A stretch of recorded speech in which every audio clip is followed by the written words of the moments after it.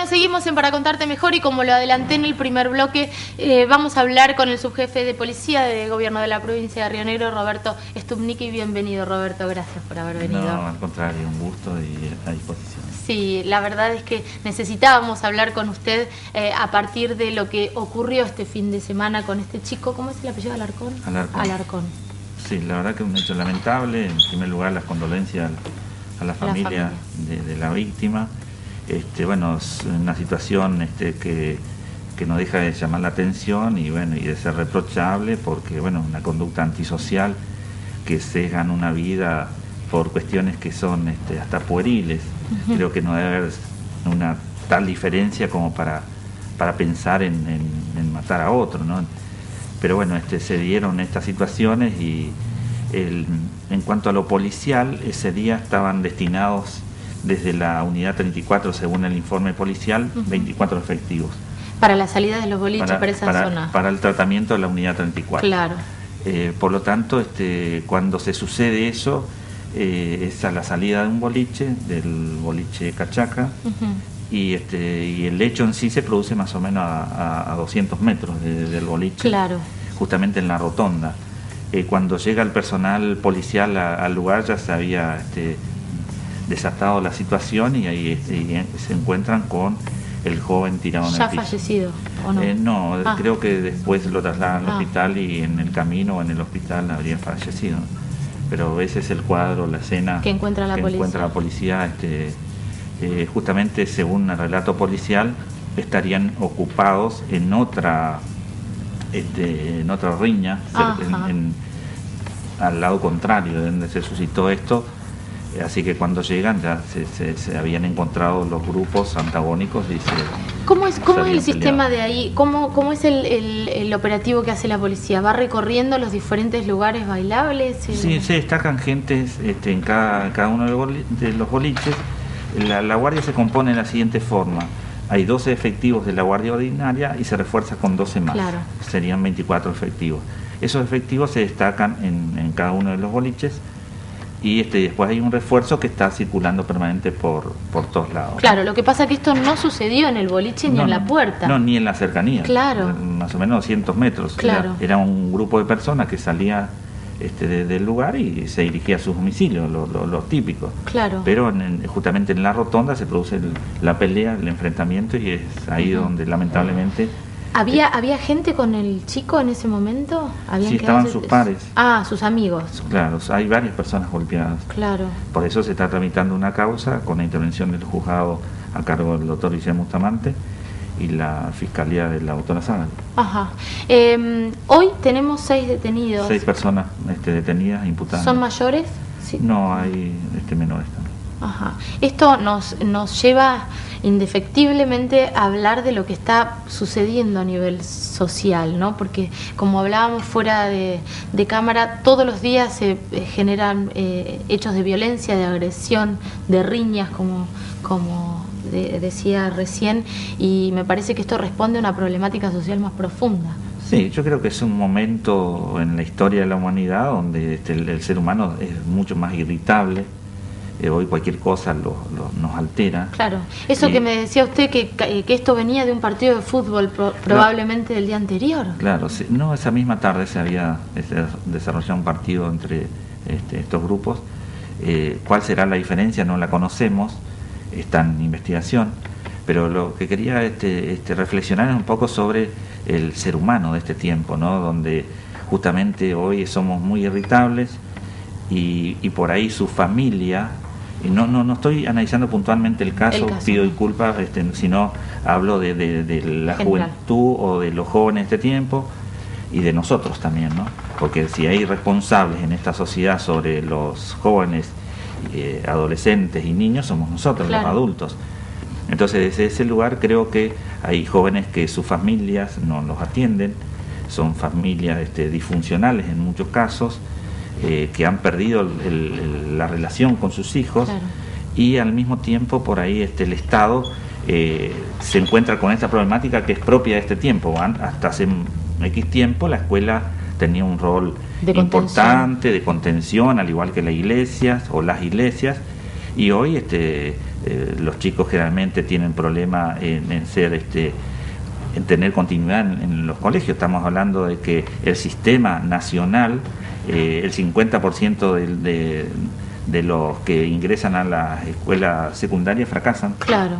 Entonces ese es un dato. Sí, la educación es como fundamental para contener a los chicos. Pero ¿no? la educación formal y la informal. Claro. En este caso, por ahí está fallando la familia no informal, que seguramente lo está haciendo, y también falla el sistema formal. Entonces Claro. tenemos que trabajar muchísimo sobre cómo recuperar a estos jóvenes que están en riesgo de calle, se llama, Sí. ¿no? Entonces lo que tenemos que hacer es cómo tener actividades, ver cómo integrarlos, porque generalmente se tratan de jóvenes que están excluidos, Sí. y bueno, la exclusión implica una axiología diferente, que no es la que Claro. nosotros queremos. Sí, genera ese resentimiento y esa violencia desde adentro, ¿no? De decir, están marginados por el resto de la sociedad. Claro, y están muy reticentes a todo, no Claro. creen, hemos perdido credibilidad. Entonces lo que tenemos que hacer es replantearnos nuestra labor para con ellos, integrarlos a la sociedad con muchas actividades sociales, Claro. culturales, educativas, recreativas, para contenerlos. De lo contrario,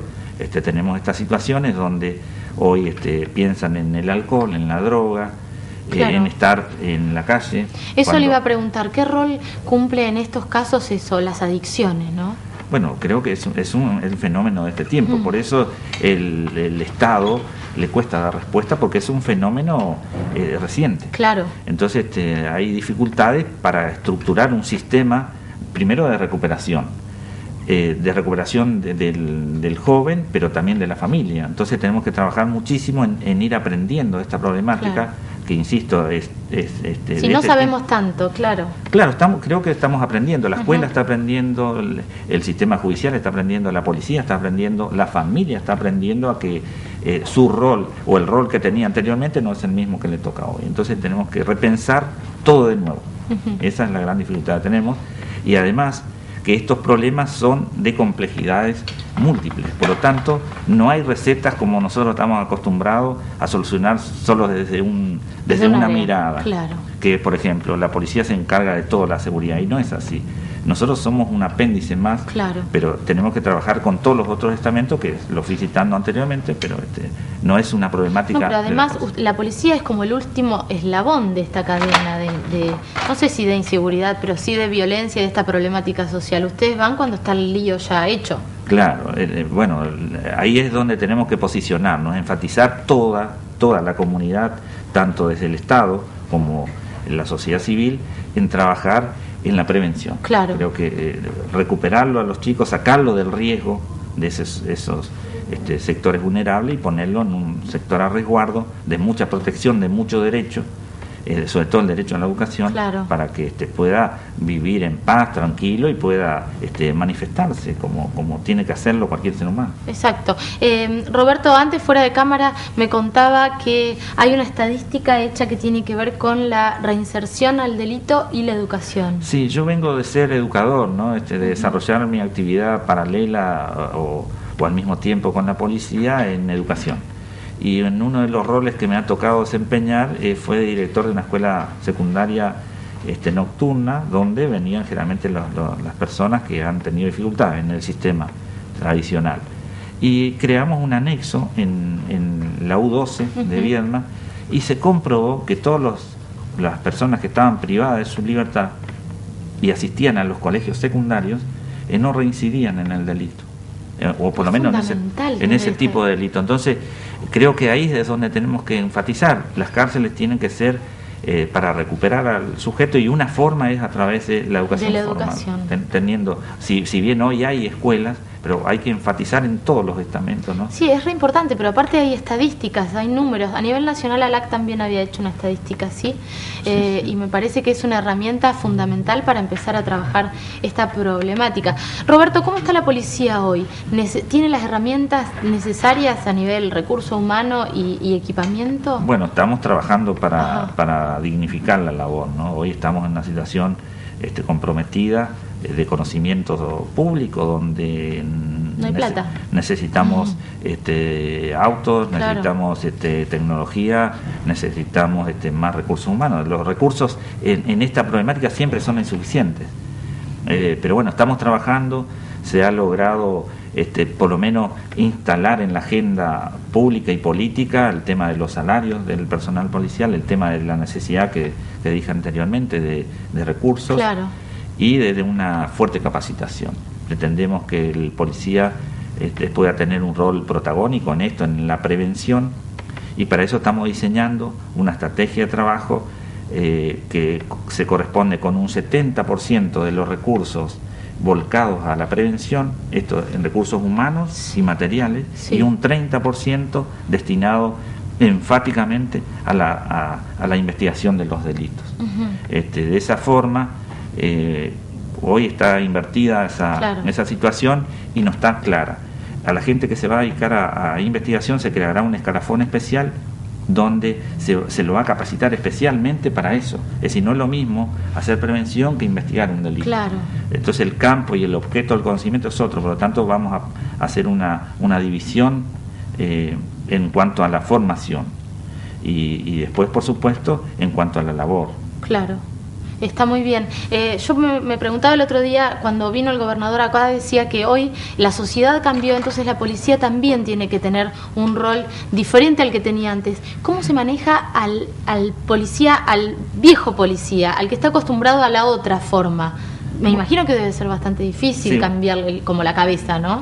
Sí, bueno, estamos trabajando en un modelo de hacer policía, que es el modelo de proximidad, claro, donde, insisto, tiene que basarse, o el énfasis tiene que estar dado en la prevención. Anteriormente era en la represión del delito. Claro. Es decir, si el ciudadano iba a denunciar, actuábamos, si no, no.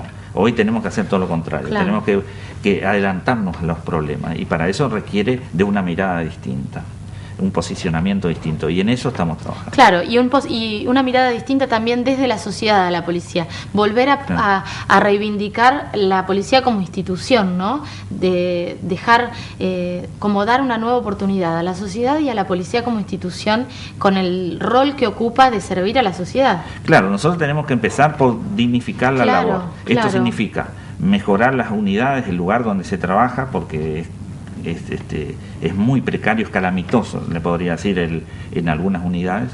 Eso hay un programa que está haciendo el gobierno para mejorar todas las unidades.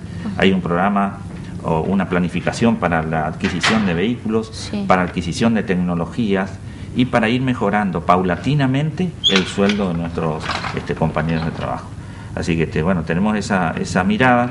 Y bueno, se pretende llevar a otro sitial. Hoy, si usted habla con un policía, la autoestima está muy baja. Entonces, claro, lo que queremos es ver cómo tener una mirada de nosotros y de la sociedad hacia la institución policial, donde se lo vea como un profesional. Claro. Y para eso hay que estudiar.